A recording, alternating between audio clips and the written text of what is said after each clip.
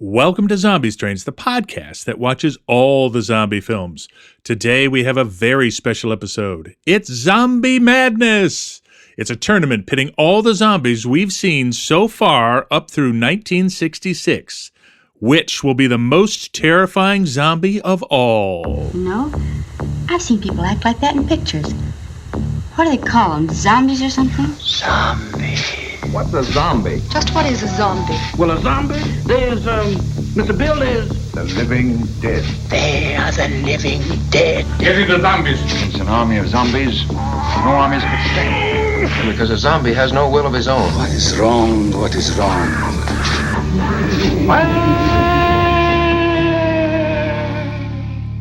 Hey everybody, I'm John. I'm Andy. And I'm Brad. Folks, you've found us in the middle of the NCAA basketball tournament. So in honor of it, we are going to do our own tournament, but not of basketball teams, of terrifying zombies. And before we get to the zombies, I just want to say, as of today, when we're recording, producer Brad, go blue. Both Go Michigan blue. and the Michigan men and women's teams are in the Elite Eight. And by the time this is released, they could both be out of the tournament. Who knows? But we'll find hockey. out. And hockey. So, yes, Michigan's, just forget about football for a while. We don't need to talk about that. In any case, we have, so Andy, welcome to sports. Thank you. Yeah, before the episode, Brad and John had to walk me through how to read this very confusing bracket chart, which... which I don't like at all, but carry on. And just so you know the sport we're trying to sort of emulate here, so basketball is the one with the orange ball that you dribble with your hands. Okay. That very tall people try to put through a small hoop. It's the opposite of soccer, where very small people dribble with their feet and try to put it into a big net.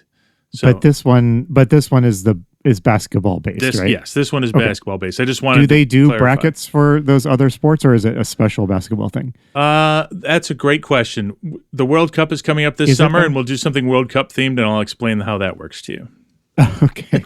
I can't basketball is the only one that everyone calls March Madness. Yes, this is the big tournament every March. The best. It's more than 64 now. I don't quite know like how many. 64 plus 7 or something. Yeah.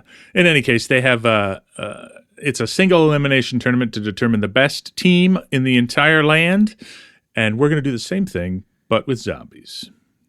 That I can get my head around. All right, producer Brad, tell us how this game is going to work. Well, we're going to do something different today. In the spirit of March Madness, we're going to pit all the zombies we have seen to date from movies released up to 1966, the last one being The Plague of the Zombies. And we're not talking about which is the better movie.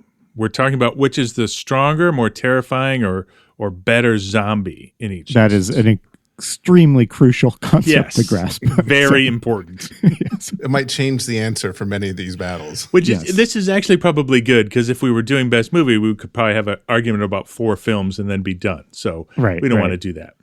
We have 48 zombies in our bracket, which means a few zombies will have buys in the first round. They will not have a battle, and the bracket is not seeded by ranking the zombies. It's pretty much in the order that we watch them. I did rearrange a few to make sure that a weak zombie did not get a first round bye. I didn't want any cupcakes slipping through. Is there like a math reason that some things get a bye? Yes, because we only have, it's a 64 slot bracket, because you got to go 64, 32, 16, 8, 4, 2. And we have 48, so it's 48, 24, 12, 6, 3. Yeah. Okay, So we got to give half the first round a bye so that we get to 32 after the first round. Okay. Makes sense. All right. Our zombies will be battling in 4 regions. We have Haiti, the U.S., Italy, and Cornwall, all places important to zombie films through 1966. I love that you have the Cornwall region. The semifinals and finals will take place on that dirt road near Dr. Marlowe's house from Voodoo Man. You know, the one where it's the road where all the single pretty women keep disappearing and the local sheriff finds it kind of peculiar? Yes, that road, that's a terrifying place. That's the most terrifying place in the country as far as I'm concerned. All right, here's the specifics for the battles. For each pairing, we will determine a winner. by reviewing the characteristics of the zombies. If a zombie master is needed for the zombies to exist or function, then the zombie master is in the arena too. If zombies are controlled by a magical or electronic device, then that is also in the arena. All right. So everything the zombie needs is there. If there's a weakness for them, that is also present. All right. Now, if any listeners are interested in following along, you can find a copy of the bracket on our Instagram. And if you want, we'll pause while you go fill out your bracket and see if you can pick the same winner as us. Excellent. All right, we're back. All right. Are we ready for round one? We are. I'm excited about this, you guys. Yeah. I'm ready. Right, round one, Haiti. White Zombie has a bye, and I think that's a well-deserved bye for the first credited zombie film. I agree. Our first game will be Maniac from 1934 against Wanga from 1936. Maniac is a zombie film with no horde. It's a mad scientist film. The mad scientist is also trying to be a zombie master, and there are two types of zombies. There's the living dead, and then there's a sex-crazed maniac who received a potion. In Wanga, Wanga is located in Haiti. The zombies are Haitian, and Cleely is the zombie master, and her main purpose is vengeance. Aha. All right. So, guys, attack.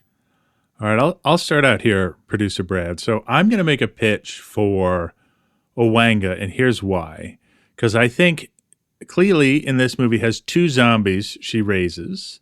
In theory, she could raise more, right? So if she's in the game, whereas our mad scientist in Maniac, he struggled to raise one zombie. He just kind of got lucky. So my opinion is that with Cleely on the team, she's way better than the mad scientist. So I would give this one to Wanga. But what do you think, Andy? Ooh, this is really tough because if we're comparing zombie masters, Cleely is by far the one you don't want mad at you. Right. You could easily outwit this stupid racist mad scientist from Maniac. Yes. However, the zombie in Maniac, the sex-crazed kind, is one of our few early zombies that does something. Yeah. I think when he turns into a zombie, he grabs a woman and runs off with her, and they're never seen again. And that is more of a menace than most of the 1930s zombies. So I'm really on the fence on this one. Yeah. I'll just add one fact. When I rewatched Maniac, just that one zombie scene, Okay, the sex-crazed maniac, when he turns away and he comes back and he has enlarged teeth. So he physically transformed too. Okay. Which I didn't notice in our first watch. All right. Well, I think we got to go with Maniac here for the reasons that you've stated, Andy. He is a more terrifying zombie, and maybe he could tear through. Maybe Cleely could summon a dozen zombies, but he's so crazy he could tear through all of them. So I reluctantly, as painful as it is to see Maniac advancing up the ranks, I think this is the zombie that's scarier. yeah, I think you're right. All right. After our first game, Revolt of the Zombies has a bye. Next up, our second game is the Ghost Breakers versus the King of the Zombies. Ghost Breakers are from 1940. The King of the Zombies are from 1941. The Ghost Breakers is located on Cuba. There is a zombie master who raises the dead. Zombies are mindless. And there's only one zombie in this film. It's a horde of one, and he lives with his mother. You laugh, but it's a true fact. It's a true fact. The zombie's a mama boy. King of the Zombies, it's set on a fictional island in the Caribbean. They are also raised from the dead. Dr. Miklos Sangre is a mad scientist who is both a zombie master and mad scientist. And he, by the way, remember, he's doing this for a foreign power out east, which we assume is Germany. And in King of the Zombies, there is a horde of about 5 or 6, give or take, what the camera sees. Now, John, to me, this is very easy. I don't know if there is a less menacing zombie than the one in the Ghost Breakers. Yeah, it's one of my favorite zombies, but yes. Yeah, it's buffoonish, it's slow, it's easily outwitted and defeated by the dumbest protagonists, and in comparison, the ones in King of the Zombies, remind me, does King of the Zombies end with zombie Lila killing her husband? No, you're thinking of Revenge. This is the one where the Irish co-pilot gets turned into a zombie and he gets shot and it doesn't stop him. And Dr. Sangre's in the underground lair, and he's telling the zombies to go after the Americans who are there, and they instead turn on him, and the zombie master gets pushed into the fire. Yes. Then I have to give this to King of the Zombies because they actually get a kill. Yeah. Whereas I'm struggling to imagine the Ghostbreakers one getting one. Any thoughts, John? Yeah, the Ghostbreakers one gets defeated by getting locked in a closet. So I think this means we have to go with King of the Zombies here. All right, King of the Zombies. Our next team, Bowery at Midnight, has a bye. So moving on, we have The Frozen Dead from 1967 versus Revenge of the Zombies from 1943. Both are technically Nazi zombie films, and we watched them back to back because of that. The Frozen Dead are created by a Nazi mad scientist. There's a horde of about 5, maybe, and then 7 zombie arms on a wall, plus 1 head on the table. The master is Dr. Norberg, and in Revenge of the Zombies, there's a horde of at least 9. They're in the swamps of Louisiana. There's the mad scientist, Dr. von Alterman. Dr. Heinrich von Alterman. Dr. Max Heinrich von Alterman. Sorry. I think this one's pretty easy, Andy. Like the Frozen Dead zombie master, he kind of sucks at it, right? Like the whole point is that he has trouble making good zombies. He has one violent zombie who went on to play M in a James Bond movie. And other than that, like none of them are particularly intimidating. On the other hand, John Carradine as the Nazi scientist turned his own wife into a zombie because he's a ruthless bastard. And his wife then drowns him in a swamp. Yeah. So I think it's got to be the Revenge of the Zombies, guys. I agree. That is one of the best kills of all the movies we've seen, the best zombie kills. My only caveat, I agree with you, this needs to go to Revenge of the Zombies. However, if we consider who is the head? Is it Elsa? Oh, wait, If in the Frozen Dead, the head is considered a zombie, she has some sort of psychic powers and can kind of command people to do stuff. So that makes her at least somewhat more menacing. But. Yes, but she has control of a wall of arms that is not mobile.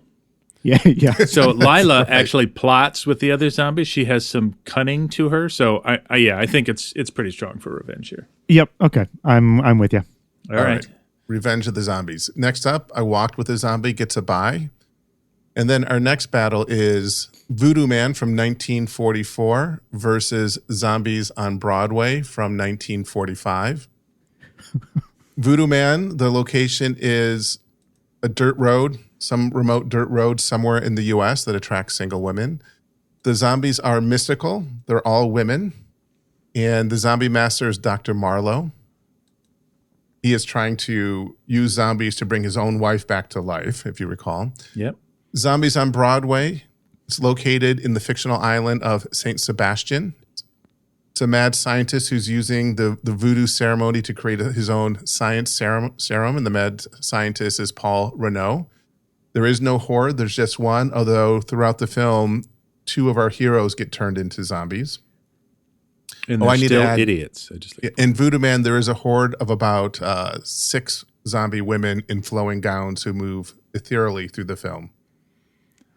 This is a tough Not to one. set up where you should go with this, but give it a shot, Andy. I can't. It's tough with these comedy movies. The Zombies on Broadway is a comedy. So was Ghostbreakers. Yes. The zombies in those movies are just going to be inherently more comical and harmless than the zombies in movies that are trying to actually scare and terrify you. So, I mean, I think that the zombies in Voodoo Man are creepier. Also, if Bela Lugosi's the zombie master, is he better than Paul Renault as a zombie master? I think that may be the deciding factor. Yeah. So my vote goes for Voodoo Man on this one. I'll agree with you on that one. And it's not that these zombie women do anything scary. They just look effectively creepy, I think. Yeah. Now, that's a relief because if we had picked Zombies on Broadway, we'd have the same zombie going against itself because it's the same actor with the same getup in I Walked with a Zombie and Zombies on Broadway. So that would have been interesting, but we don't have to face that scenario. That was a close one. that was a pairing I wanted to see what would happen. Yeah, I know. That would have been fun. Stymied. You stymied me. We stymied you. All right, our next game, we're moving on to the U.S. bracket. Valley of the Zombies has a bye. So the next battle is J'accuse from 1919 versus The Devil's Daughter from 1939. J'accuse is a silent film. They aren't strictly zombies. It's set at the end of World War I.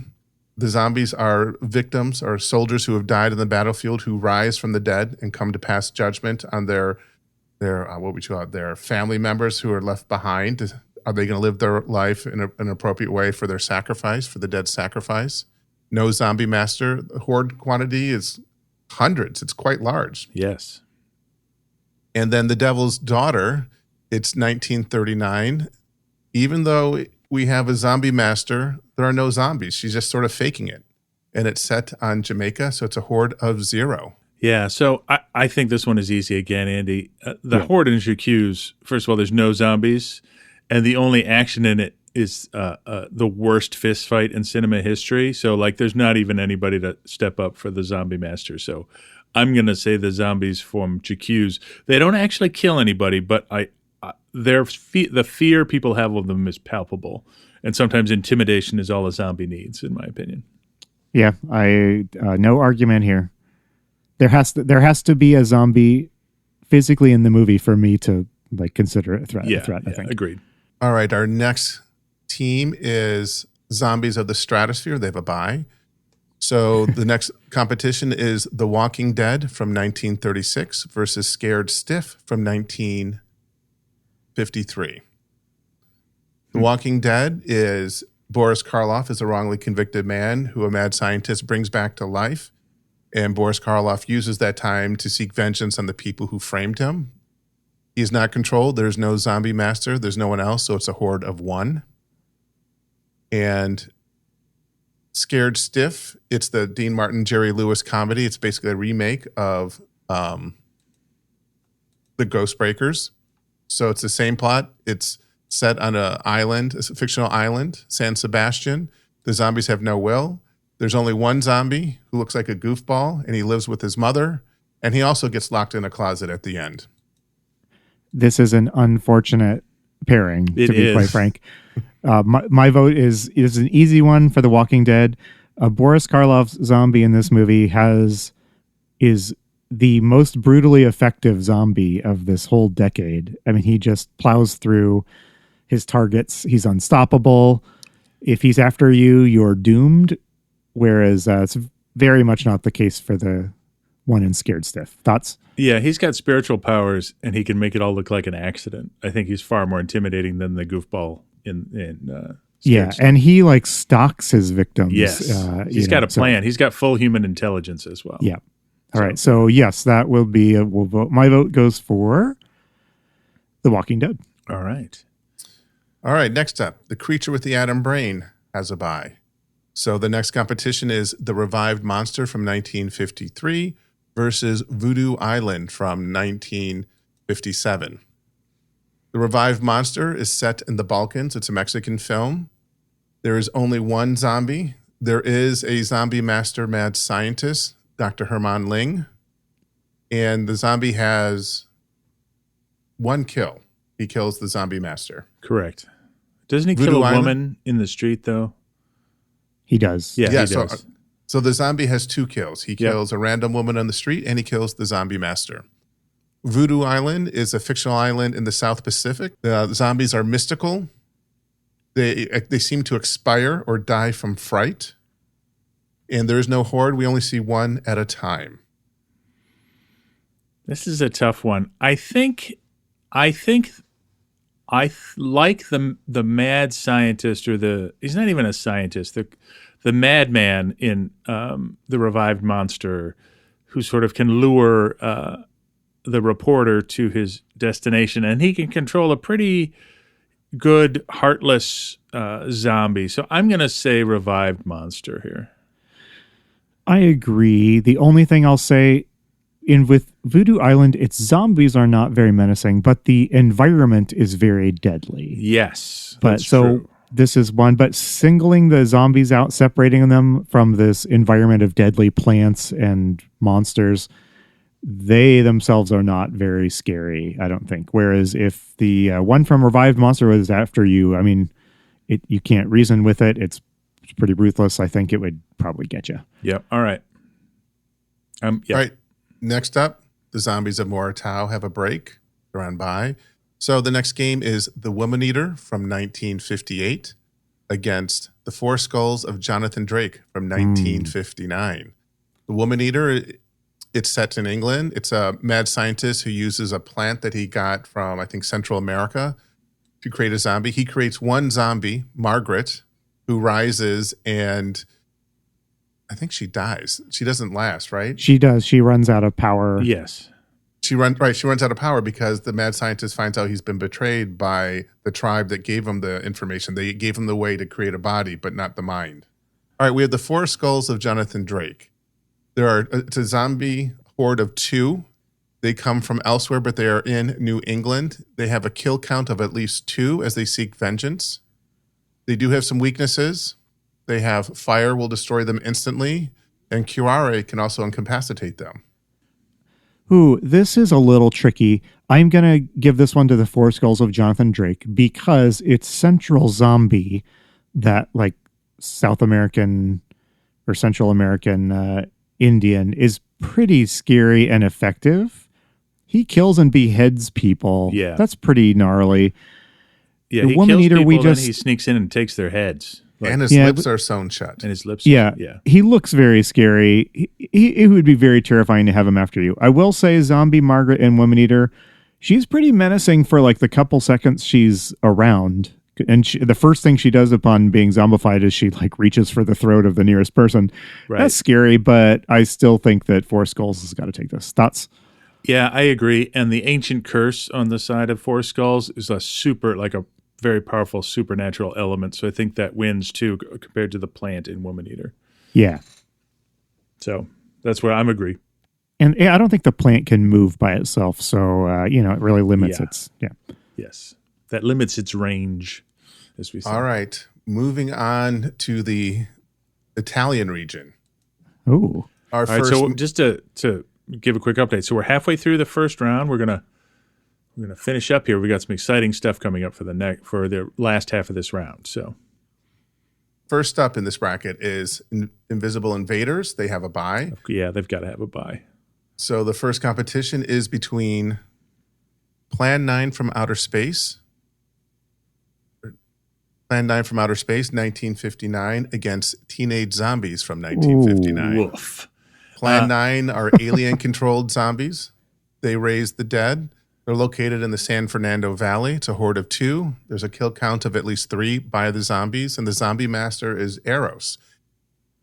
And they seem to be impervious to bullets. They have a weakness. If you disrupt the alien connection to them, it disables the aliens. And the aliens also have a weapon that will turn the zombies into skeletons. That's right. Teenage Zombies. It's mad scientists. It's one of our first female mad scientists. It's located on the fictional island called Mullet. The zombie master is Dr. Myra. There's a horde of about 6 to 8, but only one is menacing. The other ones are just sort of labor. Yeah. And I think the zombie may have been disposed of by the gorilla in the film. The battle is left in progress and we never go back. So we don't know what happens to the zombie. Yeah, I won't lie. Like I'm going to go with Plan 9 here just because Tor is intimidating. Yes. And also because I know it loses next round to Invisible Invaders. I don't want to tip my hand, but I don't see how it makes it out of the next round. So, yeah. As dopey as the zombies in Plan 9 behave, they look great. Yes, because we have one that looks like Elvira, and then we have Tor, who's this big, gigantic, freaky-looking guy. I mean, the scare levels are off the charts for those guys, and I can't say the same for Teenage Zombies. Agreed. All right, next we have Dr. Blood's Coffin, which has a bye. So our next game is The Dead One from 1961 versus The Curse of the Doll People from Wolf 1961. Part 2, Andy. What do you? Ooh. So The Dead One, as a reminder, they're voodoo zombies located outside of New Orleans. No horde, just one, and he's a fine-looking zombie in a tux. There's a zombie master, his sister Monica, and the kill count is 1. but he kills the wrong person that he's been directed to kill. Yeah, I was going to say, I think this is 2 movies with incompetent zombies. Yeah. But go on. And then the other team is Curse the Doll People from 1961. Again, Haitian voodoo, this time located in Mexico City, but the zombies are from Haiti. There's a zombie master named Xandor. The zombies deliver the cursed dolls as well. And it's implied that fire is a weakness that kills them because Xandor sets a fire at the end. Yes. Is this me, John? Yeah, it's you, man. Oh, this is tough. I think I'm gonna say the dead one. Because there is a pretty good zombie kill that this zombie, he doesn't accomplish much, but he does kill one person and he menaces another in a pretty cool scene. Yes. And I think if all the zombies in Curse of the Doll People do is just deposit the voodoo dolls, that's not very scary. Yeah, I agree. They're not the threat. The dolls are the threat in Curse. So I'm going to agree with you on the dead one. Yeah, but we do have the asterisks that it's pretty incompetent zombie. Yeah. I will say it's probably the first film where both zombies look pretty decayed and yes. gross looking. Yeah, I think as terrible as that movie was, we did single out the zombie as a good one. All right, next up. Santo versus the zombies has a bye. Hell yeah, he does. Our battle is between Tales of Terror from 1962 and Carnival of Souls from 1962. All right, this is a tough one. Yeah, Tales of Terror was an anthology, and we focus on the story that dealt with Vincent Price. He's a mesmerized zombie who's been mesmerized at the point of death. The zombie master is Carmichael, the mesmerist. There's no horde, it's just the one. And the weakness is he dissolves into chocolate pudding after he stops the lecherous doctor. That's right. Carnival of Souls. It takes place near the Great Salt Lake. We don't know if they're technically zombies. We don't know if they exist. There is no apparent zombie master. There is a horde of about 5 to 6. And we don't know if they're destroyed or they just disappear. We don't know. I am going to... Okay, I've got to pick Carnival of Souls here because it is about an inescapable fate. And so the heroine of this film, she's spoiler, because we talked about it already. She's dead at the beginning, and she is sort of claimed by these zombies. So I think they transcend the powers and abilities of other zombies here, and I think they're better than a melting Vincent Price.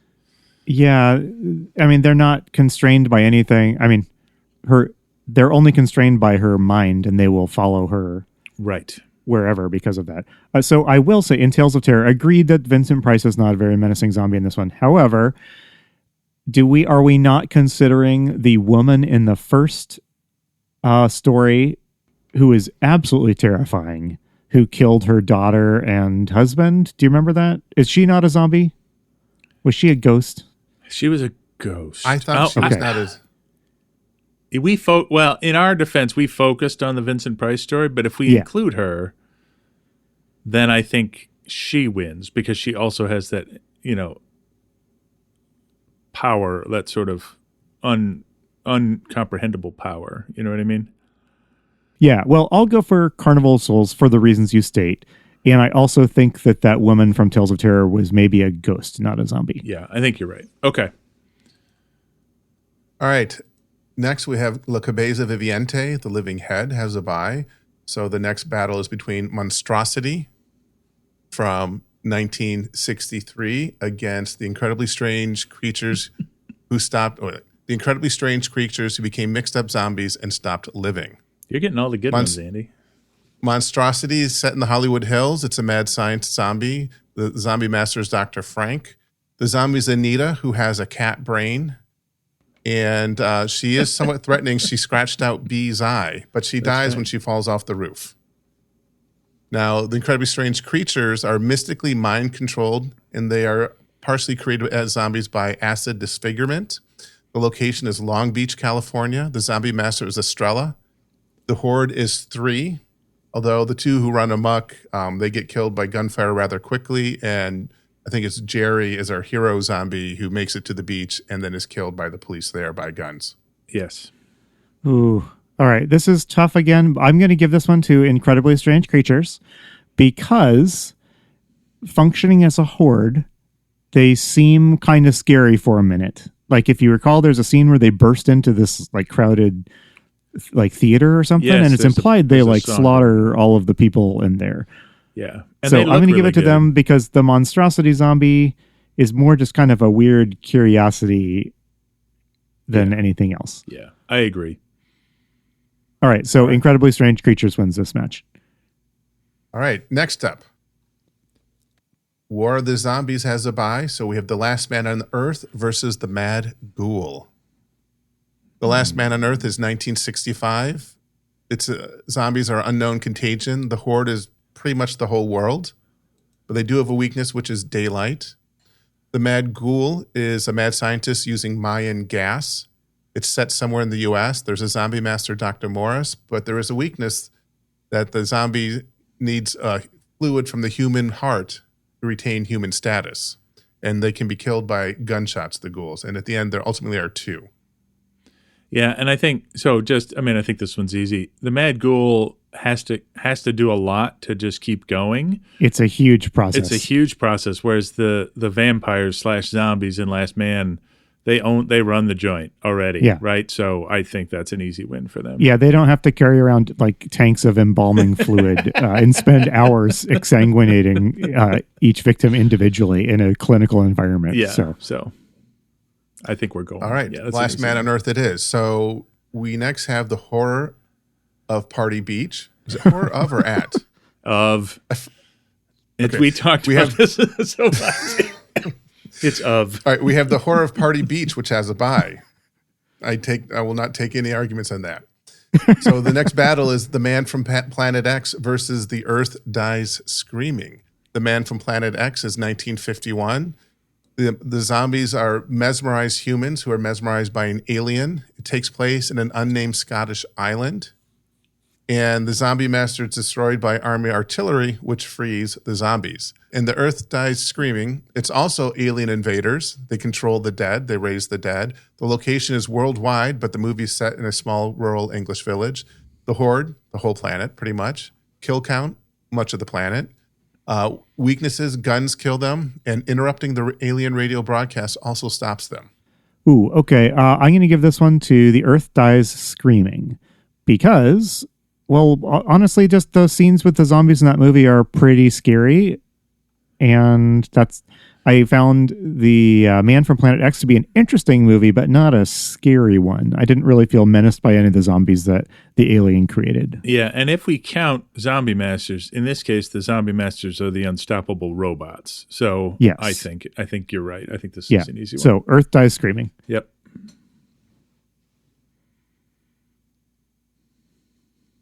All right, next up, Hercules in the Haunted World has a bye. So the next battle is the Terror Creatures from the Grave versus An Evening with Batman and Robin.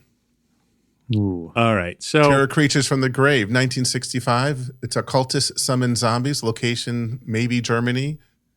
Strength, they are plague spreaders. They carry the plague. Kill count, at least 8. Weakness, pure water. And don't forget, some of the zombies are hands in a display case, severed hands. Yeah. I got another one. And Hercules in the Hunt. Wait, which is it? Evening with Batman and Robin. Evening, yeah. Evening with Batman and Robin. It's a mad scientist. Location is Gotham City. The zombie master is Dr. Daka. And the weakness is they are voice controlled by radio. And so if you can disrupt the speaker and the mic, you can stop them. Yeah, I hate to say it. This is a pretty easy one. Though the Terror Creature zombies have a big weakness, which is pure water, I think the zombies in An Evening with Batman and Robin just suck. They're just like the only thing he uses is for is like to pick stuff up and put it down somewhere else. So I'm Terror Creatures on this one. Agreed. Yeah, the zombies in Batman and Robin, I think they get into 1 or 2 fist fights with Batman and Robin, but that's about the extent of their actual terrorizing. Yeah, right? And from what we've learned about Batman and Robin from that serial is that they suck too. So like, who knows? It's like who's worse. Exactly. So. But as you say, the Terror Creatures, they are on the wrong planet to have this sort of weakness. I just got to say. Agreed. And don't forget the zombies in Batman and Robin. They have a uniform. They have khaki pants And a the belt turtleneck. and a turtleneck. Yeah. And little tinfoil hats. And Yeah, they look tinfoil like your hats. weird uncle at Thanksgiving, but with a tinfoil hat on, which he may wear anyway. Who knows? So, All right, so we're at the end of round 1. The Plague of the Zombies moves on to the second round with a bye. So our last round 1 battle is The Man from U.N.C.L.E., The Very Important Zombie Affair versus Dr. Orloff's Monster. Very Important Zombie Affair aired in 1965. They're Haitian voodoo zombies that take place on a fictional Caribbean island. There is a horde, but they're pretty docile. They just they have shovels and hoe the dirt. The zombie master is El Supremo, and they can be de-zombified by a special formula. And Dr. Orloff's Monster. It takes place maybe in Germany, again, unspecified. It's a mad science zombie. There is one. The zombie master is Dr. Fisherman, and there are at least 3 to 4 kills in the film by this zombie. And the zombie is killed by a sniper. This is an easy one for me, John. Dr. Orloff's Monster takes it from me. no doubt. In the Very Important Zombie Affair, this is one of those zombies that it's like a bummer to be a zombie, but they don't actually pose a threat to anyone. Right. Whereas the one in Dr. Orloff's Monster racks up quite the kill count, and he looks intense and scary. Yeah, and the real threat in The Man from U.N.C.L.E. is El Supremo, which is Claude Akins dressed as a matador who should have retired 10 years ago. So, With a monkey on his shoulder. Yeah, with a monkey. So, yeah. All right. right. That is the first round. So on to round 2. We're back to the Haiti region, and we have White Zombies now playing their first game. It's White Zombie versus Maniac. And as an update on White Zombie, that's 1932. It's Haiti. It's a horde of like 6 to 7. There's a zombie master, Murder, Legendre, and they are defeated, the zombies, by incapacitating the zombie master. Someone whacks him on the back of the head, and the zombies just jump off a cliff. So they are up against Maniac, our sex-crazed zombie, or the woman zombie who was raised from the dead. I'm going to argue for White Zombie here because I think Bela Lugosi's Zombie Master is more intimidating than the Mad Scientist, and there are several moments where you think one of our heroes is going to get killed by a knife-wielding zombie, where I feel like in Maniac, I don't know. He's kind of scary, but I between the zombies where it's terrifying to be one of them, but they feel no pain, right? And they're controlled by a very clever man. So I go White Zombie here. What do you think, Andy? This is a tricky one. Yeah. I mean, what makes it tricky for me is that the one in Maniac is our first fast-moving zombie. That's right. And so, as dumb as that zombie is, it could like, if you tried to get away with it from it, it could possibly catch you. Yeah. Which is not something you could say about the zombies in most movies in the 30s and 40s. That's true.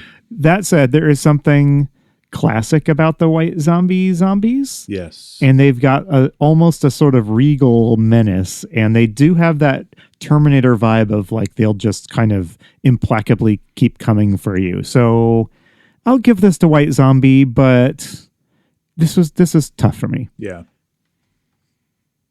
White Zombie it is. All right, next game. Revolt of the Zombies against King of the Zombies. Now, Revolt of the Zombies is 1936. It's set in Cambodia. It is a horde, and it's implied that it's a whole army that has been turned into a zombie. The zombie master is Armand Locke, who's doing it for love, and they are defeated when Locke is made to feel guilty for his actions, and he undoes his own spell. And they are up against the King of the Zombies, which we already discussed.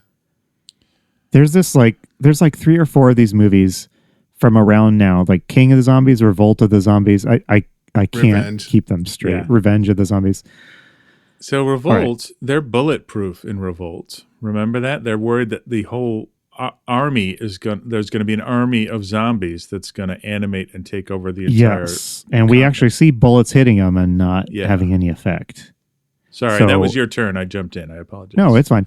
So I'm going to say Revolt on this one just because I don't think that there's any way to stop these zombies except by killing the master.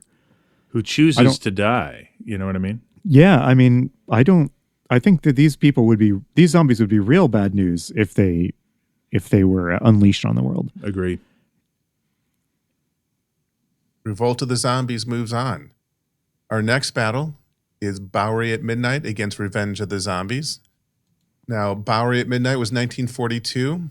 There's a horde of about 5. They're all raised from the dead by the zombie master, the mad scientist, Dr. Brooks. And if you recall, these are the zombies that were the first cannibal zombies. We don't see it, but it's strongly implied that they eat Bela Lugosi. They can also return to human state. And they are up against, which one was it? Revenge of the Zombies. With Lila. With Lila in the swamp in Louisiana.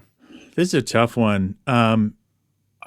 I feel like I have to go Bowery here, not because Lila isn't clever and kills her husband and has the best kill, because they're literally crazed cannibalistic zombies, and we haven't seen that before. Like, I think they could tear through Lila and her crowd. Yeah, I have the same feelings. I hate to see Lila leave because she's one of my favorite early zombies. Yeah. But being trapped in the cellar with a bunch of cannibal zombies, the film only spends a couple seconds on it, but that's pretty scary. Yeah. Like, that's actually kind of terrifying. Yes. So I'm going to give it to Bowery at Midnight. All right, the Bowery at Midnight moves on.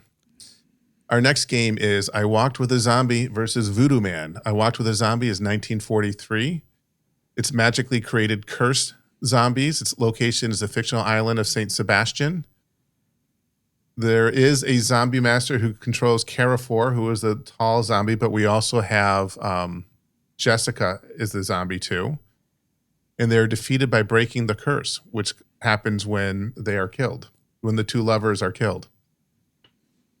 And then we've already discussed, I'm sorry, a lot of information. Voodoo Man. That's the Bela Lugosi one with the women all dressed in fine gowns. Is this me? Yep. I'm going to give this one to I Walk with a Zombie. While the kill count isn't up there, Carrefour is one of the best looking zombies we've seen.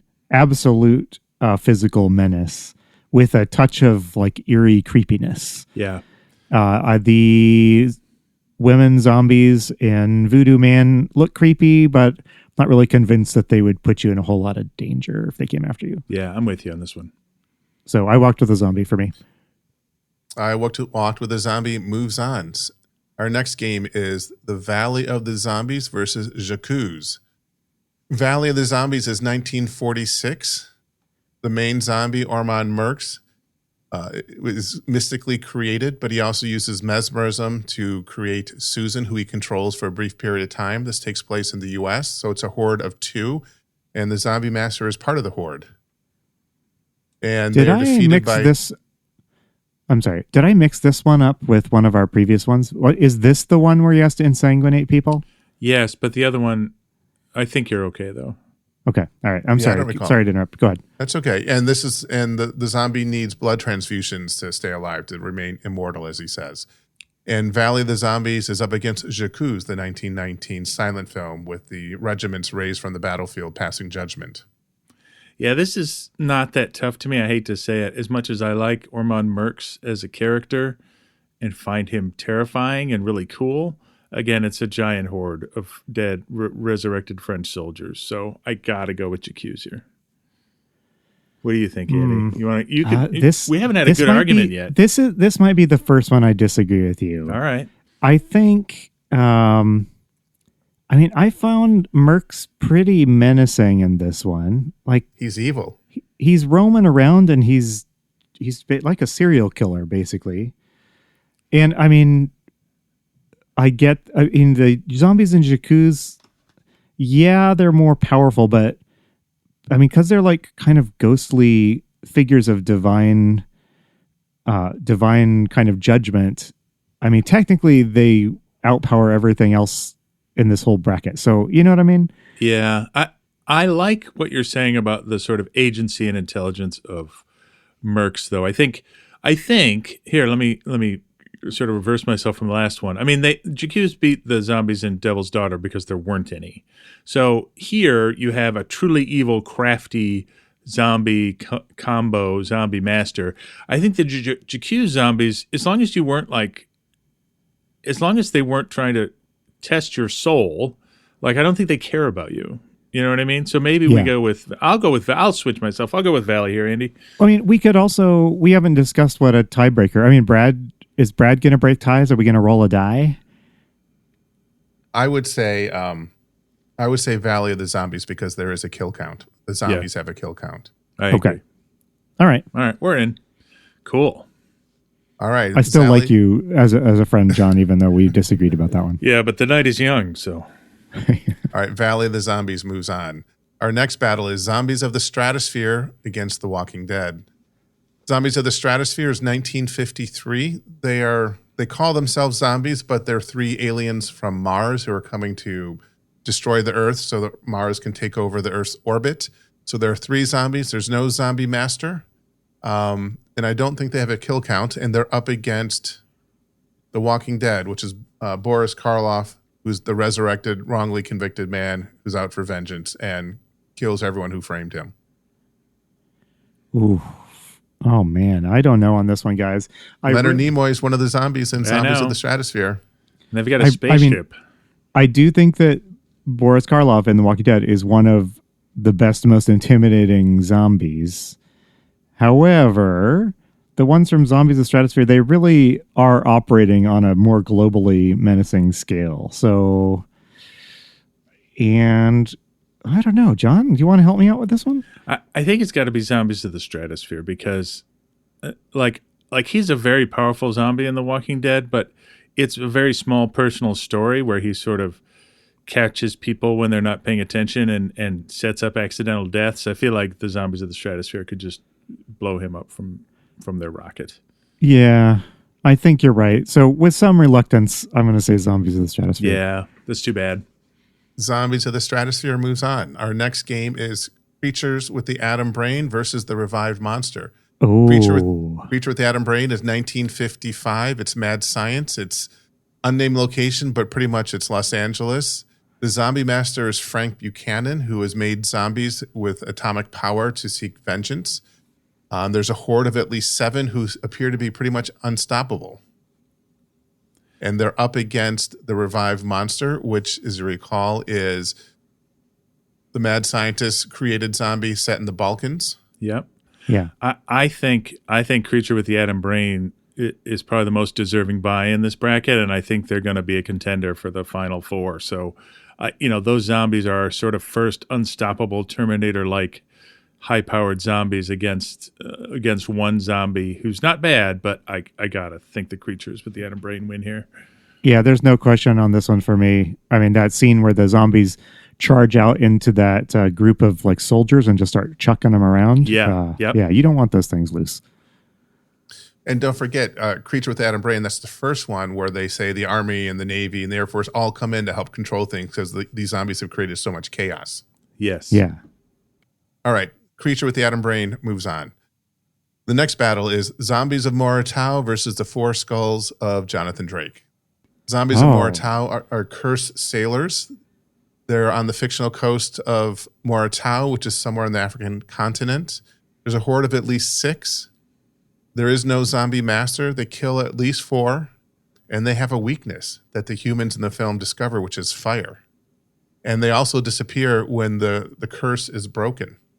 And they are up against the 4 Skulls of Jonathan Drake, which we already discussed, which is the 2 zombies, one with the stitched up lips, who kill and behead people. This is a tough one. This is tough because I think both of these movies have very effectively creepy zombies. And they're both susceptible to fire. Yeah. So in Moratau, these are like slow-moving zombies that will inexorably close in on you and trap you in your boat cabin or whatever. That's really scary. But, Jonathan Drake, that zombie with the sewn lips, he has a lot of agency and cleverness. So if he were like on your tail, you couldn't just shake him by like running fast and getting away from him, Yeah. So, this is tough. I don't know on this one. Moratau zombies can swim. They can operate underwater. And they're this is interesting. They're both sets of zombies are powered by an ancient curse too. Yeah. I was going to say that, well, both of them, they aren't really going to menace you unless you violated the ancient rites or whatever. So Right. they're both pretty localized. I am gonna say Jonathan Drake because the zombie has so much intelligence and agency, but I will concede this is very close. I agree, because we haven't talked a lot about the other zombie who's pretending to be a human but is really a zombie and sort of, running the whole thing. I think that pushes it over. I'm with you. Yeah, and he's like integrated into society and stuff. Like he's a manipulator. Like, so that's two very scary zombies. Yeah. And I also think the zombies of Moratau actually just want peace. So they don't necessarily want to kill. They just want to be freed. Yeah, if you don't take their treasure, they leave you alone. Right. All right. That's the last game in that bracket. So now we're second round over in Italy. First game, Invisible Invaders versus Plan 9 from Outer Space. Yeah, Invisible Invaders. Matchup. Sorry. 1959, alien invasion. They control corpses. Location is worldwide. Wherever there are corpses, we have zombies. The horde is immeasurable. Weakness is discovered to be sound waves. Force the aliens out of the bodies and then turn them into sudsy goo. And there's the zombie masters, the aliens. We don't know how many there are, but they are somewhere. And they are up against Plan 9 from Outer Space, which is Elvira and Tor. Yeah. The Elvira lookalike. Yeah, I think Invisible Invaders is another contender here because the whole planet is a horde. And they're our first, it's sort of our first apocalypse. It's our first huge horde of apocalyptic zombies. It's going to take a lot to kick these guys out here. Yeah, I mean, so Invisible Invaders is what happens. I mean, they have the same plot. The aliens are creating zombies out of Earth's dead.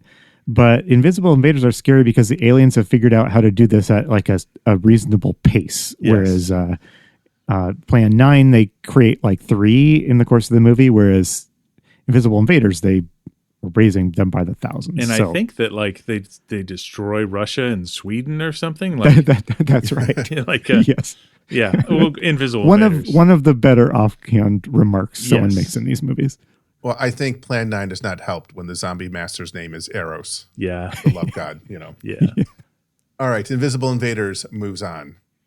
Next up, we have Dr. Blood's Coffin versus The Dead One. Dr. Blood is 1961. It's a mad science zombie. It's located in Cornwall.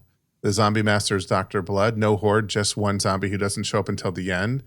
Kill count is 5, but it's all by the doctor, not by the zombie. The zombie does take down the doctor at the end. This is trickier than I thought it would be when you first mentioned the titles, Brad. Because the zombie master in Dr. Blood's Coffin is one of the scariest, best zombie masters in all these movies and easily beats out the one in The Dead One. Yeah. However, both actual zombies don't do a whole lot, and the one in The Dead One at least gets a kill. Yeah. So I think I might say The Dead One, although that's weird. Yeah. What do you think, John? I think you're right, because again, it took a lot to bring both zombies to life. I think we got to go with The Dead One, though. As much as I prefer Dr. Blood's Coffin as a movie, Yeah. All right, The Dead One moves on. Next up, we have Santo versus the Zombies against Carnival of Souls. Santo versus the Zombies is 1961. They are science zombies. Location is Mexico. The zombie master is Uncle Herbert. And the horde is up to 5, but we usually only see 3 at a time. And they're often dressed as wrestlers, and they're pretty effective wrestlers, too. All right, so the good news here is I'm not voting. I forget that they have a weakness. You can stop these zombies by either destroying their belt that they wear or the zombie master's control panel. That's right.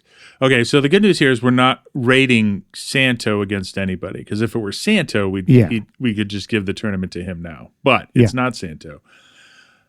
This is a tough one. These zombies are more legit than Vincent Price in Tales of Terror, but I still think the sort of existential horror of the Carnival of Zombies, or Carnival of Souls zombies trumps a bunch of guys in wrestling tights. I don't know. This is a tough one, Andy. What do you think? There's such different types. I mean, you don't think that these zombies could like do wrestling moves on you? You don't think that adds a certain level of threat? Yeah, and I think eventually, I think maybe that really the thing about Carnival of Souls zombies is that the terror zombies were kind of weak, and they're really only involved in a very narrow scenario, whereas the zombies here can do a lot more. So I think we should go with Santo versus the zombies. The Santo zombies. Don't forget the Santo zombies sit 3 across in the front seat of a car. It's very threatening to see 3 beefy men sit that way. That's right. I mean, if we are doing appearance, though, Carnival of Souls, they look pretty good with their gaunt makeup and stuff. But I think we got to do Santo. Just, I mean, they could do wrestling moves. I mean, that kind of clinches it for me. Yeah.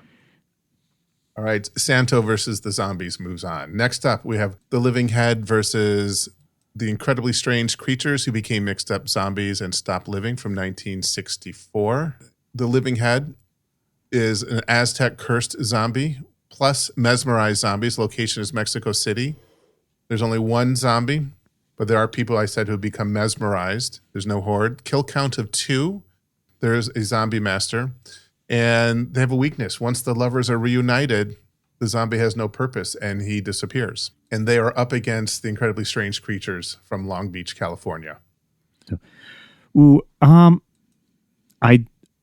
I think I want to say, so Living Head had that Aztec zombie, which was genuinely kind of creepy. But I just got to say, like the ones in Incredibly Strange Creatures, they can move fast. They like lunge at you. I think I want to give this to Incredibly Strange Creatures. I think I could let them get another round in here. I think you're right. All right. They get a tough one now. Incredibly Strange moves on. Okay, now we have War of the Zombies in their first competition up against The Last Man on Earth. War of the Zombies is 1964. It's mystically reanimated corpses. Location is a fictional Roman province of Salmatia. The horde is a whole army.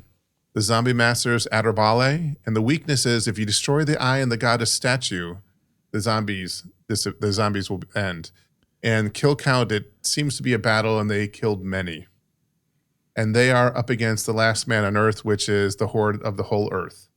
And that was set in Los Angeles. Yeah, I mean, it's his two giant zombie hordes against each other. And the War of the Zombies, unless you... So remember, Vincent Price does go around staking them for years. Yeah. In Last Man on Earth. War of the Zombies, there's nothing you can do unless you destroy that eye. They're indestructible otherwise. However... The zombies in Last Man of Earth, we see the dumb ones at the beginning, but they're actually a very intelligent, well-organized group. Yes. And I think they could figure out how to defeat the Roman zombies to fight, despite the fact that they're indestructible. So I think so too. Yeah. They could send like a special ops team to take out the goddess's statue. Like everybody on their team can shoot and is smart. So yeah, I think Last Man on Earth zombies. Yep, agreed. Last Man on Earth moves to the next round.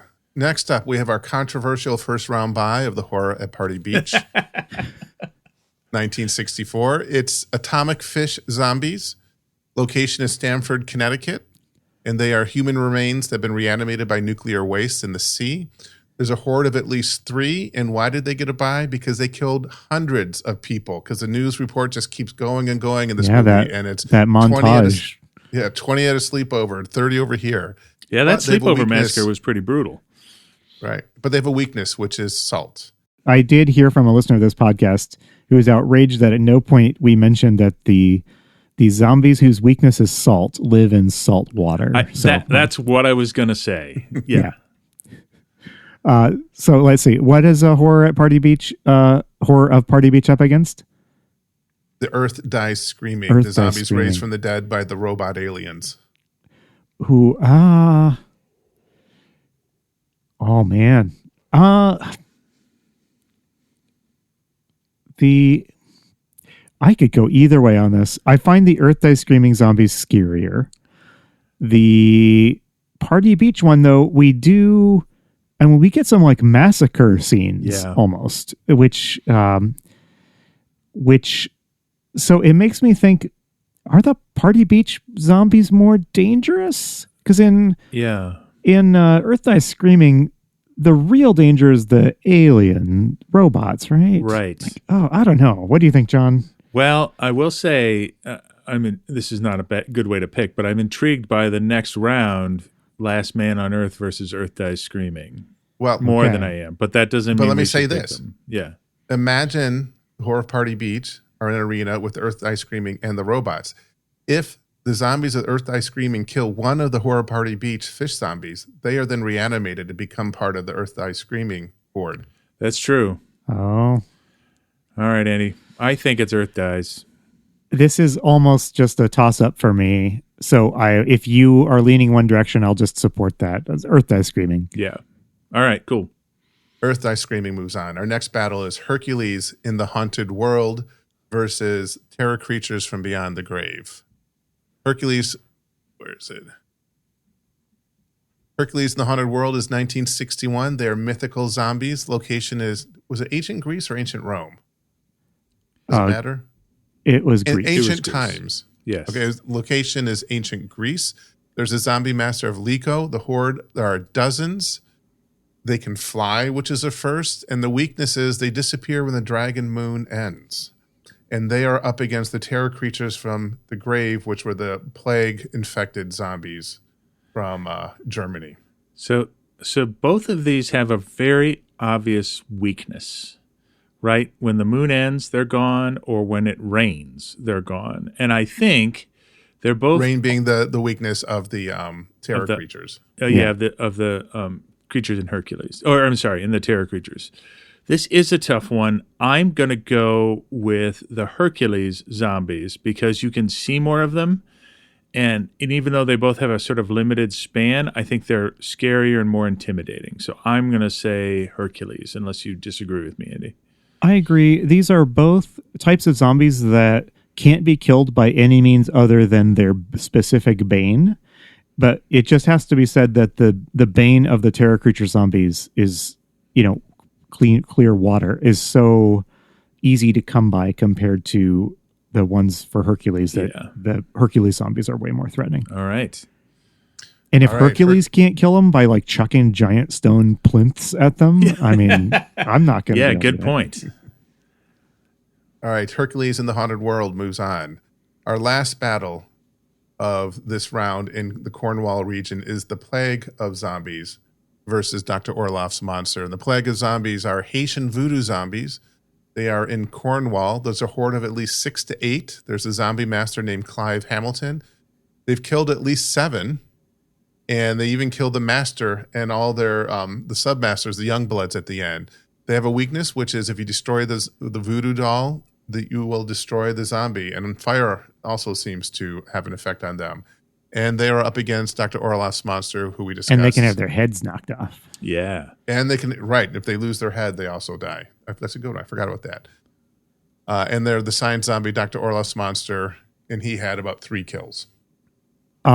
Yeah, this one, this isn't too tough. I got to give this one to the Plague of the Zombies. Do you mean the Plague of the Zombies? The Plague of the Zombies. There's more of them. They're shown to be absolutely terrifying. They're scary when they're by themselves, like when Zombie Alice comes out. And they're also scary when they surround you like a big slow-moving horde. Yeah. Which, so that's more scary to me than anything in Dr. Orloff's Monster. What about you? I'm with you 100%. Hey, Andy. I'm terrified of how he spelled plague on our sheet, so I have to correct that. Oh. Hey, Andy. Yeah. Do you know what we call this grouping in the tournament? It has a very specific name. The Final Four? No. Well, there's 16 of them. The Final 16? The Sweet 16. The Sweet 16. Yes. All right. Is there like a where did that come from? Is like a famous announcer say that or something? No, I think it's just from the phrase Sweet 16. I think that it's just some word. I think it's a way to brand the weekend and make it seem special because you have the Sweet 16, then you have the Elite 8, then you have the Final 4. Yeah. I'm sort of turning my nose up at that. Well, we've made it to the Sweet 16, so let's recap who we have. We have White Zombie versus Revolt of the Zombies. Bowery at Midnight versus I Walked with a Zombie. Valley of the Zombies versus Zombies of the Stratosphere. Creature with the Atom Brain versus Four Skulls of Jonathan Drake. Invisible Invaders versus The Dead One. Santo versus the Zombies against Incredibly Strange Creatures. The Last Man on Earth versus The Earth Dies Screaming. And Hercules in the Haunted World versus the Plague of Zombies. So first up, we have White Zombie versus Revolt of the Zombies. White Zombie versus Revolt of the Zombie. I got to go Revolt here, Andy, because these are unkillable zombie. This is a potentially unkillable zombie horde. They do have a weakness, but it's the same weakness as the White Zombies. So in that sense, I got to go Revolt. Agreed. And they, no argument. Next up, Bowery at Midnight versus I Walked with a Zombie. Ooh. It's a heartbreaker.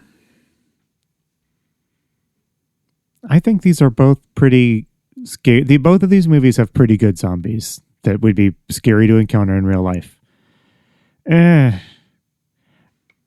I think I'm going to say Bowery at Midnight just because in I Walked with a Zombie, they don't really kill you. They just scare you. Yeah, it breaks my heart, but yeah. Yeah.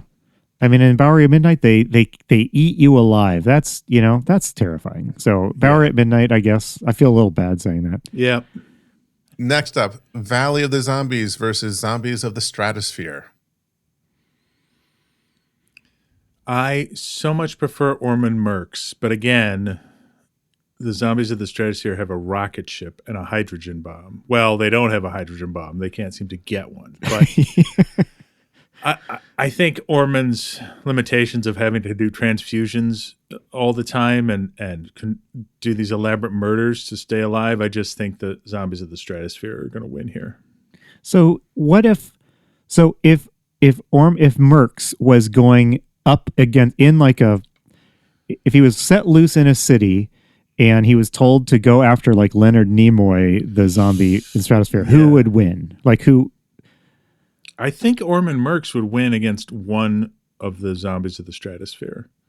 See, he's just got cleverness. Yes. And he's got this serial killer cleverness about him. And I feel like he might be able to make a plan that would defeat the admittedly powerful, but also not that effective, like bureaucrat zombies of Stratosphere.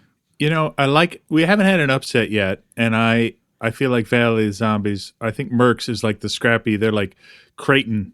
You know, they made it to the Sweet 16, nobody thought they would, and now they're making it to the Elite Eight. I like that story. Let's go Valley. Yes. I moved Valley forward, but I will just say it's disappointing there is not a true Valley of the Zombies, and we don't get to see it. I know. There's only Mercs in a lab later. Yeah. All right. Our next battle is Creature with the Atom Brain versus the Four Skulls of Jonathan Drake. Creature with the Atom Brain. They're unstoppable. They're terrifying. We didn't mention this earlier, but remember that super gnarly kill at the beginning of Atom Brain where he snaps that guy in half? Yeah. That's way more scary and terrifying. And as we've discussed in Jonathan Drake, you really the zombies are only coming after you if like you had an ancestor who did something bad to a specific village. So I think you're right. So easy win for me for Atom Brain. I'm down with that. Creature with the Atom Brain moves on. In our other region, we have Invisible Invaders versus the Dead One. Yeah, this isn't even close. I mean, again, I like an underdog, but Invisible Invaders is a whole planet of zombies, and the Dead One is one zombie. So, yep. Invisible Invaders moves on. Santo versus the Zombies Santo versus the Zombies against the Incredibly Strange Creatures. This is the matchup of this is like the big matchup. So I really hate seeing teenage zombies or Incredibly Strange Creatures creeping up this, but they did have some pretty good zombies. Do you remember that scene where like they slaughter all of the villains? Like they come bursting out of that back room. That's right. Because someone didn't close the door all the way and they like strangle them all. Yeah, and they don't have a weakness. Psychedelic. They don't have a weakness where you can hit the control panel and destroy them. So you can shoot them. But you can't get them all at once like you could in right. Yeah. Like and I am drawn to the Santo zombies, ability to do cool moves, but I think by being pro wrestlers, they have they would be bound by their code of good sportsmanship, whereas the Incredibly Strange creature zombies have no such code. So you know what's ironic about this is these are the only athletes in this whole bracket. But I think you're right. I think we have to go with the incredibly strange creatures who stopped living and became mixed up zombies. All right, they move on. Next up, The Last Man on Earth versus The Earth Dies Screaming. Wow. Oh, John, I do not envy you having to Battle of lead the this one. Titans. This is like Duke versus Arizona right here. Man, again, I have to say I like the organization and skill of The Last Man on Earth zombies. I think they could figure out a way to take down the robots, and if there's no robots, there's no zombies. So I don't know, but there's the poison gas. Now, I don't know if we count the poison gas as if it's reusable. If it could be done again, then they could take out these zombies. This is a tough one. I want to go with the Last Man on Earth zombies, but it's a toss-up. I think I feel pretty solidly Last Man on Earth, and it's because they have full human intelligence. Yeah. And they I think they are at a disadvantage against the aliens, but they'd figure out a plan and they'd exploit a weakness, just like they did against Vincent Price's character. Agreed. Next up, Hercules in the Haunted World against the Plague of Zombies. Ooh, I think I'm going to say... I actually don't know. I was going to say Hercules in the Haunted World just because those zombies are fast, they can fly, and they can't really be killed. But there's something just more insidious and dangerous feeling about the ones from Plague. Yeah. The Hercules ones feel like a sort of force of the gods, which expires, but there's no malicious intent there necessarily. And that's why I like the Plague of the zombies. In Plague, they're all your loved ones coming back. Yeah. And that like doubles how scary they are. So Agreed. I'm going to give this one to Plague. All right, Plague moves on. Plague moves on. All right. It's time for the Elite Down Eight. to the Elite Eight. Okay. Up first is Revolt of the Zombies versus Bowery at Midnight. Is there a term for like when it's like all 32? Like the like ubiquitous 32 or something? No, like because the first weekend they take care of the first two rounds, so you go right from 64 to Sweet 16. So okay. Yeah. All right. Revolt versus Bowery. I'm going to have to go with Revolt here because there's more of them, and again, they're invincible. So I got to go with Revolt. You want to make an argument for Bowery? No, I don't think so. The Bowery ones are kind of scary in an immediately visceral way, but I think the ones in Revolt are more dangerous. Yeah, I think so. Revolt of the Zombies moves on. Next, we have Valley of the Zombies versus Creature with the Atom Brain. I think this might be the end of Mercs, Andy. I think I can't. I've been rooting for Mercs up to this point, but I don't think he can really hold up on this one. 16th seed, North Dakota State finally goes down to one of the big boys. So yeah. All right, Creature with the Atom Brain. Invisible Invaders versus the Incredibly Strange Creatures. I mean, the Incredibly Strange Creatures have met their match. There's just too many Invisible Invaders. They've caused an apocalypse. Again, good try, Invisible Invaders, but you're up against the king here. Yeah, they made it. They made it. You know, they can be proud of their performance. I think so. Yeah, they're like a MAC school that made it to the Sweet 16. All right, playing for our last spot in the Final Four, we have Last Man on Earth against the Plague of Zombies.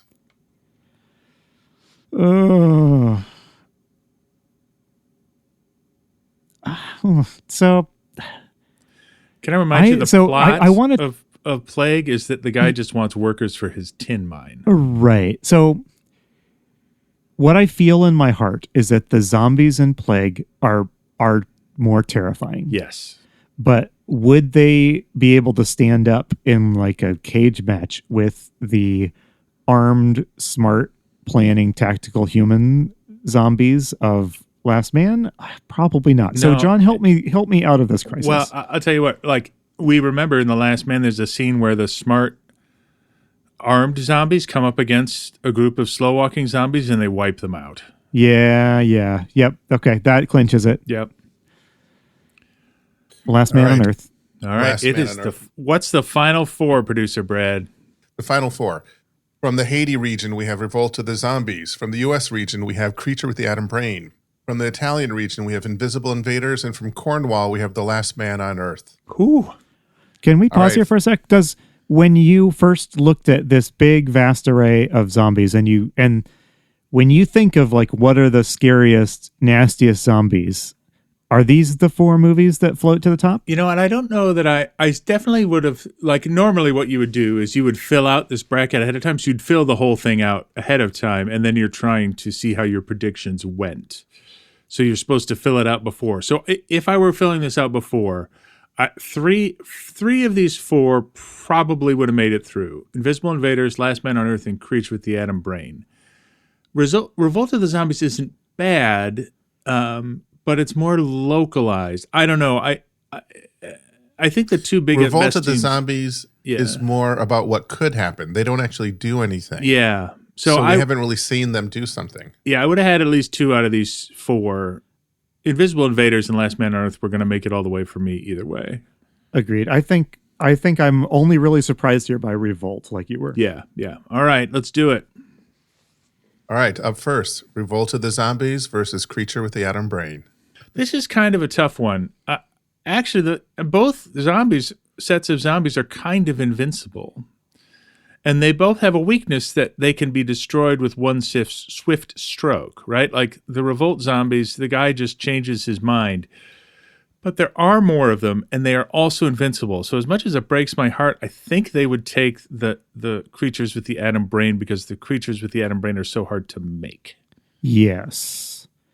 Yeah, they require, you have to have the technology to like make a nuclear bomb and like to make the Atom Brain guys. So now the creatures from the Atom Brain are no slouch. They cause mayhem, but there's only so many of them. So I think it's got to go to Revolt. Yeah, I agree with that. That's I'm a little surprised. Yeah. I'm really surprised to see Revolt way up here, but it's hard to argue. It's hard to argue with it. It's also a function of the pairings.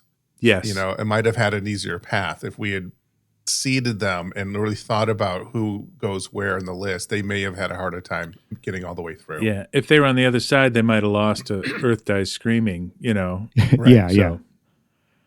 All right, our last Final 4 game is Invisible Invaders versus Last Man on Earth. These are 2 fine types of world-threatening zombie. Yeah. This is a worthy match, but I think for the reasons we've said, the Last Man on Earth zombies, with their human intelligence and their guns, they're going to win. Yeah, I think you're right. Because the Invisible Invaders zombies aren't invincible. They're just a lot of them, and they're tough. Yeah. They're slow-moving, and they turn into soap. They turn into soap. And I think you're right that the Last Man on Earth zombies could totally figure out how to turn them into soap. All right. Well, we're on to the championship game. You going to say something, John? Well, I was just going to say, like, if the Creature with the Atom Brain, the only problem with them is numbers, right? I feel like they could be up against Last Man on Earth zombies here if they had more numbers, but they don't. So it's Revolt of the Zombies versus Last Man on Earth. That's our championship game, championship battle. I don't know. What do you think? It's hard Andy? to know where to start on this one. Yeah. So I feel dumb repeating this, but I don't know. I mean, so the advantage that the Last Man on Earth zombies have is they're smart. So they could figure out some plan to take out the zombie master on the other team or something like that in a surgical strike. Right. The advantage of the Revolt zombies is that they're just invulnerable. So, I mean, they can't be directly killed, whereas the Last Man on Earth ones can.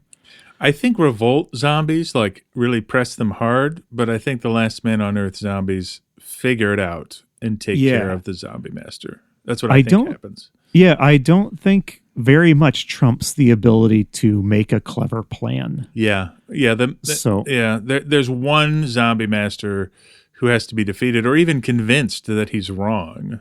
Yes. And whereas on the Last Man on Earth, there's no central intelligence, no one, they just could keep coming at you from all directions. And he's kind of a sad sack, too. He's a bit of a sad sack. So I will give this one to Last Man on Earth, but Yeah. What do you think, John? Last Man on Earth. I might have picked them to take the whole thing. You think so? They're the best apocalypse world-spanning horde of zombies we've seen so far. It was close with Invisible Invaders. They're pretty great, but these ones are better.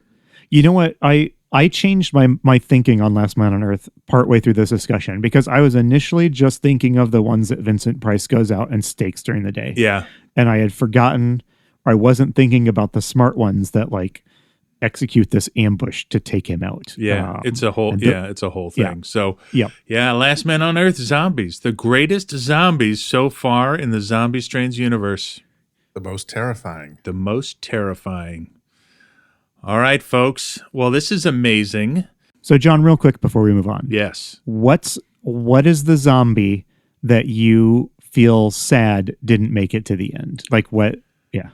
Yeah, it's Carrefour from I Walked with a Zombie. I love him, and I love that movie. That the only other one that sort of makes the one on the other side that I think I would choose Alice from The Plague of the Zombies. Or, well, there's three. It's Alice from The Plague of the Zombies. She's such a good zombie. It's what's the name of the woman from Revenge of the Zombies? Lydia? Lila.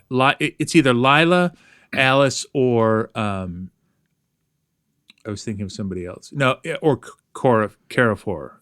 Those three, those are, I think, our best individual zombies so far. I think so too. Yeah. Yeah. Okay. All right. Well, that was fun. Well, thanks everybody. Producer Brad. Well, Andy, I'll hand it off to you for the you know what. Well, now that we have gone through our whole bracket and determined the winner, it is time for the scariest part of this episode, which is when producer Brad reveals to me and John what zombie movie we'll be watching next.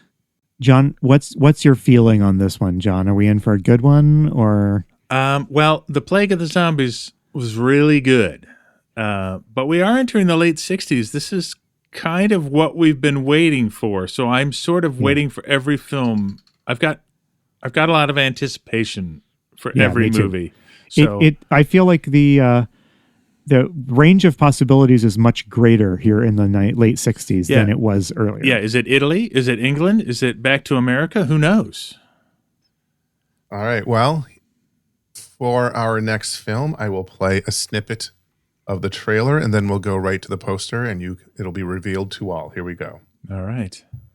All down through the ages, certain people have been said to possess certain strange, magical, mysterious power. Summon demons, make all sorts of magical potions, and call down curses upon people and specific objects. I've never seen a clock like that before. Fear turned to violence. Creatures roaming in the woods at night, half man, half beast. It was a case of keep your wits about you or perish. Everyone was afraid of the unknown.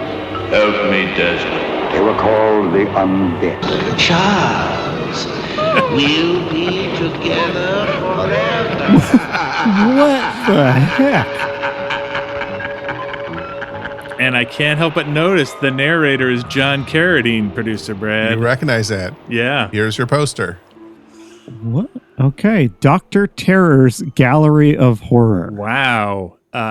The Giant Shock Show. C. Horror from Beyond the Grave. A new horror fright. C. Strange terrors beyond belief. What is this? The Fantastic Space Age Shock Show. Oh, it has a second feature that is advertised. The called Wizard of Mars? Mars?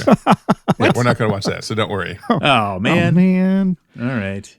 Okay, but hey, Lon Chaney, John Carradine? I'm here for it. Yeah. All right. Now, I'm ready. this film is also known as The Bloodsuckers. So here's another a newspaper ad for it at some point. Wow. Nothing like this in all the history of horror. We dare you to see The Bloodsuckers. And I like the name of the second feature in this one, Andy. Would you like to tell everybody what the name of the Liver Eaters. The Liver Eaters. So the thing that these two posters have in common, besides their histrionic marketing copy, is somebody is holding the severed head of a woman in each. Yes.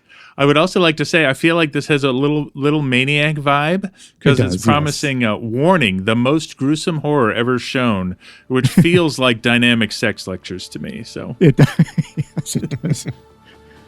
All right, gang, join us next time for Dr. Terror's Gallery of Horror. You've been listening to Zombie Strains. We'll be back next episode to talk about another zombie movie. If you enjoyed our podcast, please take a moment to rate us in your podcast app of choice. Tell a friend. Follow us on Instagram at zombiestrains. All of this helps like-minded people find the show. See you next time.